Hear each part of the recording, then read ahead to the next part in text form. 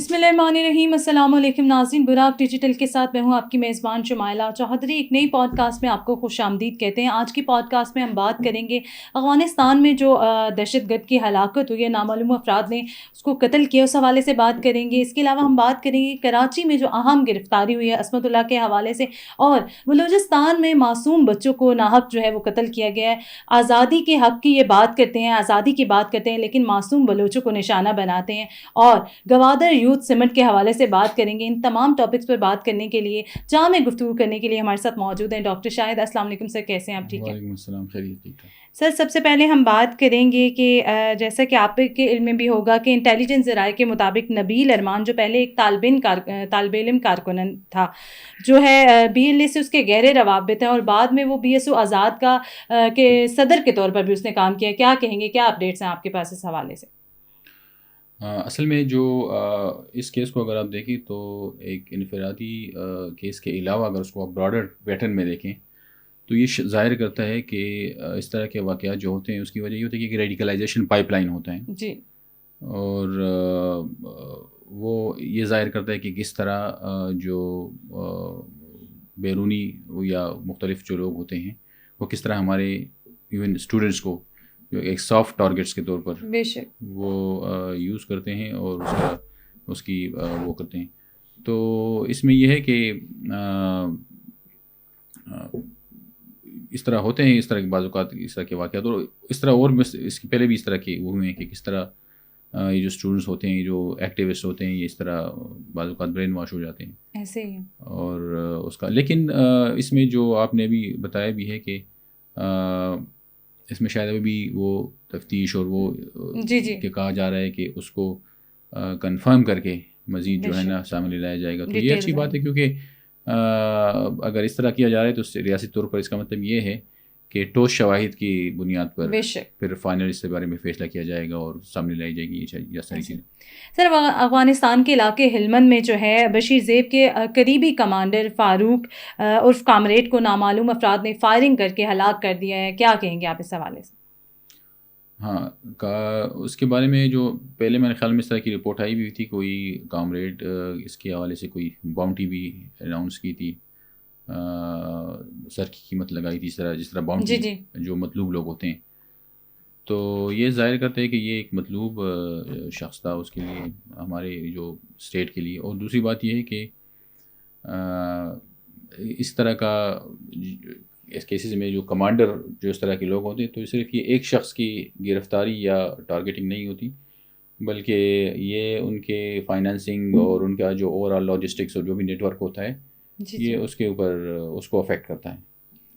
تو یہ پورے اس کے، چونکہ اس طرح کی نیٹ ورکس کے ساتھ جب بھی کوئی اس طرح کی سچویشن میں جو وار ہوتی ہے وہ صرف ایک شخص کے ساتھ نہیں ہوتی، اور دہشت گرد کی ہلاکت ہے، کوئی کسی عام معصوم انسان کی ہلاکت نہیں ہے بلکہ دہشت گرد کی ہلاکت ہے. تو یہ اس کے پورے نیٹ ورک کو جو ہے افیکٹ کرتی ہے، اس کے ایکٹیویٹیز کو ان کو کمزور کرتی ہے. ایسے اگر کمانڈر لیول کا کمانڈر ہو تو اس سے کافی فرق پڑتا ہے. سر، بلیدہ مناز میں بی ایل اے کے دہشت گردوں نے جو ہے وہ جہریت کی ہے اور فائرنگ کی ہے. صرف فائرنگ نہیں کی، اس کے علاوہ مارٹر گولے بھی انہوں نے یوز کیے اور 6 معصوم بچوں کو جو ہے انہوں نے شہید کر دیا. یہ لوگ کہتے ہیں کہ ہم آزادی کی جنگ لڑ رہے ہیں، ہم حقوق کی بات کر رہے ہیں. کیا آپ کے حقوق یہ ہیں کہ آپ معصوم بچوں کو ٹارگٹ کریں؟ 6 معصوم بچوں کو شہید کر دیا گیا ہے. کیا کہیں گے آپ اس بربریت کے حوالے سے؟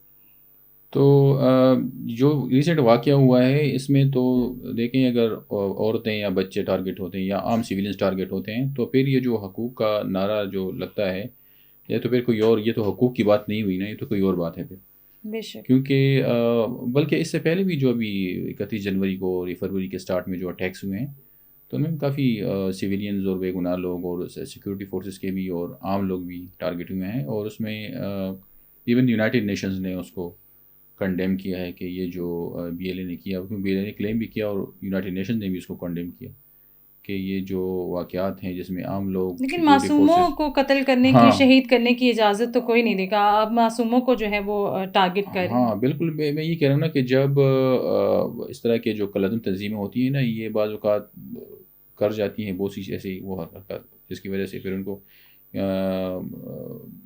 کیونکہ وہ آلریڈی حالت جنگ میں ہیں اور ایون میں آپ کو بتا رہا ہوں کہ اس سے پہلے بھی ان کو یونائٹیڈ نیشنز کی لیول پر انہوں نے کنڈمنیشن ہوئی ہے کہ انہوں نے جو اٹیکس کیے ہیں بلوچستان میں، تو وہ تو کرسٹل کلیئر ہے، سب کو پتہ ہے کہ انہوں نے جو کہ غلط کیا ہے، اور اس سے پہلے بھی کیا ہے اور ابھی بھی انہوں نے کیا ہے. تو واقعی یہ بڑی سیریس ہے کہ ایون عورتوں کو، بچوں کو اگر اس طرح کی. آپ کیا سمجھتے ہیں کہ جو بی ایل اے کی تنظیمیں ہیں، یقیناً یہ ان کو تو دہشت گرد ڈکلیئر کیا گیا ہے، چاہے بی ایس او آزاد کی بات کی جائے یا بی ایل اے کی بات کی جائے یا جتنی بھی تنظیمیں ہیں، ان کے پیچھے آپ کیا سمجھتے ہیں کہ اس دہشت گردی کے پیچھے اس کے تانے بانے جڑ کر جو ہے وہ انڈیا سے جا جڑتے ہیں، کیونکہ اس کے پیچھے تو جو ہے وہ بیرونی طاقتیں ہیں؟ ہاں دیکھیں، بیرونی طاقتیں ہوتی ہیں کسی بھی ملک میں. ظاہر ہے کہ ایک اسٹیٹ جو ہے دوسرے اسٹیٹ میں پراکسیز کے تھرو جنگ لڑتا ہے نا، تو یہ بالکل ہوتی ہیں.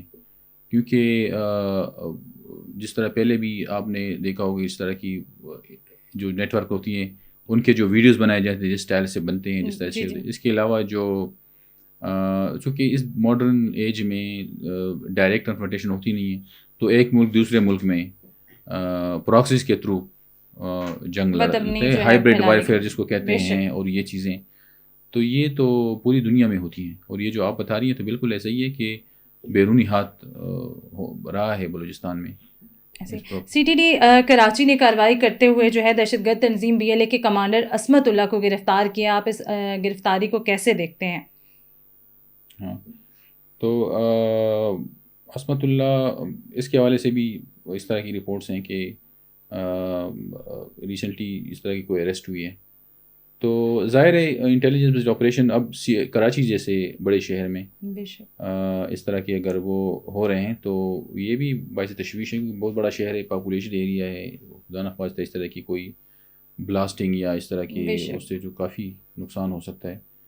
اور یہ ظاہر کرتے ہیں کہ جو اداروں نے ایکشن لیا ہے تو ٹائملی ایکشن لیا ہے.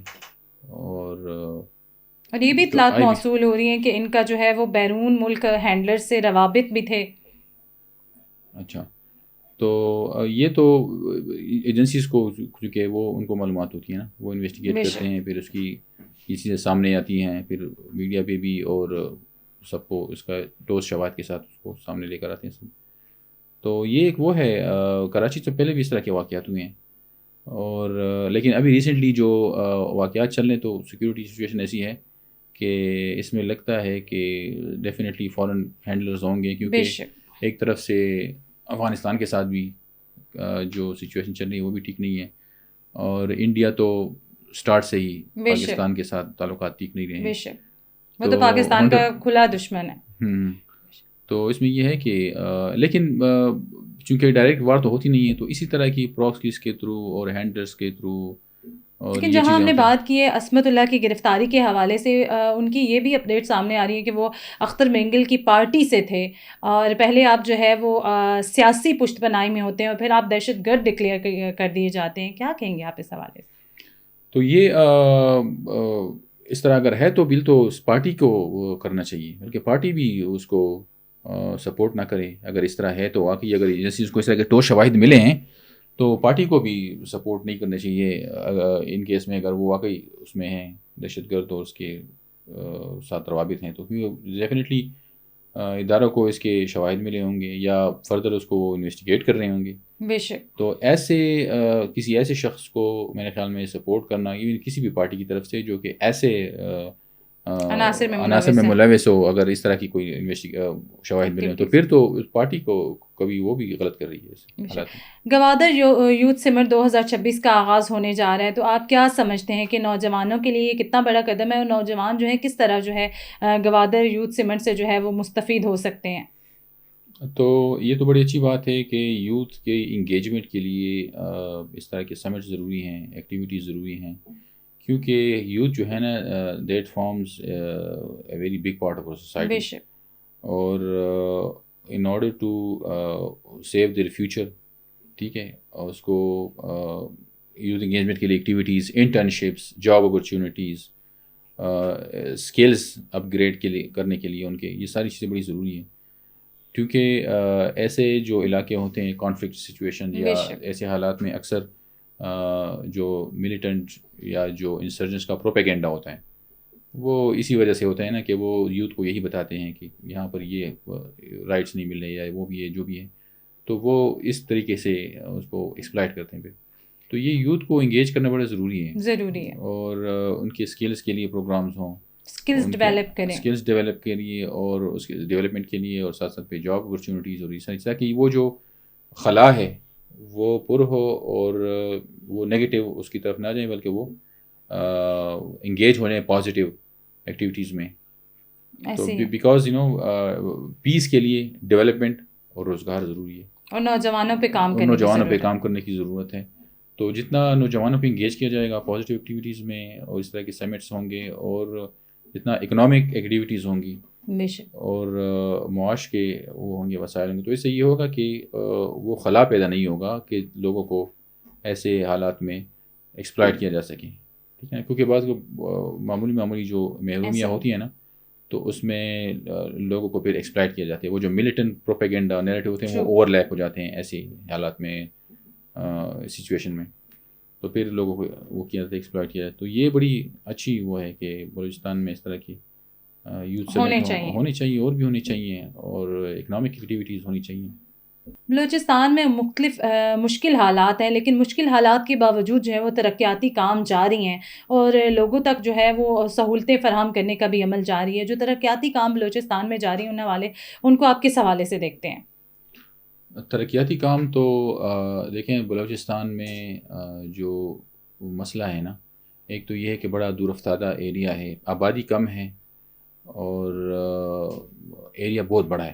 ٹھیک ہے، اور ایسے ایریاز میں نارملی جب بھی کوئی فیسلٹیز دی جاتی ہے نا پاپولیشن کو، تو پاپولیشن کو دیکھ کر وہاں پر کوئی فیسلٹی دی جاتی ہے، اس کو کاسٹ کو دیکھتے ہوئے، چونکہ پاکستان ایک ڈیولپنگ کنٹری ہے، تو مسائل تو ہمارے ملک میں بھی ہیں، لیکن جس طرح ابھی کام آپ نے بتایا جاری ہے، تو واقعی کام تو کافی جاری، سی پیک کے انڈر کافی جاری، ایئرپورٹ کا پروجیکٹ، اور کوئی ایک ڈیم کا پروجیکٹ، اور ایک بڑا ایکسپریس وے وہاں پر، اس پر تو کافی ڈیولپمنٹ وہاں پر شروع ہے. اور یہ جو دہشت گردی ہے، تو اس کا بھی یہی ایک جو نظر آتا ہے کہ سی پیک کا بھی ایک ایلیمنٹ ہے، لیکن وہ ایک انٹرنیشنل پروجیکٹ ہے، ہو سکتا ہے اس میں ڈیفینیٹلی انٹرنیشنلی اس میں ایکٹرز انوالو ہوں گے کہ اس کو سبوتاج کیا جائے. ٹھیک ہے نا، کیونکہ بہت بڑا پروجیکٹ ہے اور اس میں کافی کام ہو رہا ہے. لیکن اس میں بھی ریسنٹلی چائنیز اتھارٹیز اور پاکستانی نے مل کر انہوں نے کوئی اس طرح کا وہ بھی بنایا ہوا ہے، سیکیورٹی کے حوالے سے کوئی جوائنٹ فورس بنائی ہوئی ہے چائنیز نیشنلز کے لیے بھی اور سی پیک کے اس کے لیے بھی. تو یہ سارے جو پروجیکٹس ہوتے ہیں، بیسیکلی یہ جو ٹیررزم ہوتی ہے، اس میں یہ ہوتا ہے کہ اس کا مقصد ایک یہ بھی ہوتا ہے کہ انویسٹر کانفیڈنس کو ہٹ کرنا ہوتا ہے. اور انویسٹر کانفیڈنس کو آپ مثلاً دو اس میں لے لیں. فار ایگزامپل، ایک تو لوکل لوگ ہوتے ہیں جو بزنس کرنا چاہتے ہیں، اپنے علاقے کے لوگ، تو ایک تو وہ بھی ڈسکریج ہو جاتے ہیں، کہتے ہیں یار کسی دوسرے شہر میں چلے جائیں گے کیونکہ یہاں پر حالات ٹھیک نہیں ہے، یا فارن میں چلے جائیں گے. اس کے علاوہ انٹرنیشنل انویسٹرز ہیں جو سی پیک کے علاوہ جو اور بھی پروجیکٹس ہیں وہاں پہ، تو انٹرنیشنل جو بھی انویسٹرز ہیں سی پیک کے اس کے علاوہ جو بھی ہیں، تو ان کے کانفیڈنس کو بھی یہ چیزیں ہٹ کرتی ہیں. یہ ان کا اس لیے یہ جو ہوتے ہیں، یہ جو انٹرنیشنل پاورز بھی انوالو ہو جاتے ہیں، اور لوکل جو سپورٹ ملتی ہے انسرجنٹس کو سپورٹ کیوں دیتے ہیں؟ اس لیے دیتے ہیں کہ ان کو پتہ ہوتا ہے کہ یہ ایز اے پراکسی ہم یوز کریں گے، اور اس سے جو ہے نا حالات خراب ہوں گے، اس سے انویسٹمنٹ نہیں آئے گی، انٹرنیشنل انویسٹمنٹ، اس سے ڈیولپمنٹ نہیں ہوگی. ٹھیک ہے نا، تو یہ ساری چیزیں جڑی ہوئی ہیں آپس میں. بے شک. Thank you so much sir for your time. Buraq digital سے فی الوقت اتنا ہی. اپنی میزبان شمائلہ چودھری کو دیجیے گا اجازت. اللہ نے کے بعد.